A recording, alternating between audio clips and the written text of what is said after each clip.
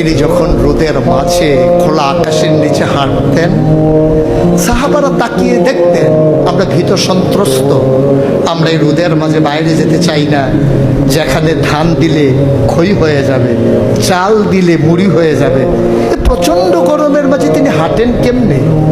অবাক বিশ্বের উপরের দিকে তাকিয়ে দেখতেন নবী হেঁটে যায়, আর নবীর মাথার উপরে একটা মেঘের টুকরা ছায়া হয়ে হয়ে পাশে পাশে যায়। এবড়ো থেবড়ো পাথরগুলোর উপর দিয়ে আমার নবী যখন হাঁটতেন, পাথরের কোনা বের হওয়া পাথরে সবাই হাঁটতে ভয় পেতেন, অথচ নবী সেই এবড়ো থেবড়ো পাথরের উপর দিয়ে হেঁটে যেতেন। তারা চিন্তা করতেন নবীর কদমের নিচে এই শক্ত পাথর পড়লে উনি কি ব্যথা পান না? পরীক্ষা করার জন্যে পেছনে পেছনে অনেকেই দৌড়াতেন।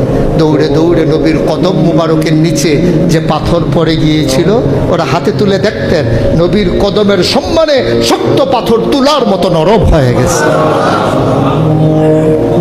এ নবী আমার, এ নবী আপনার নবী, এ নবী আমাদের নবী।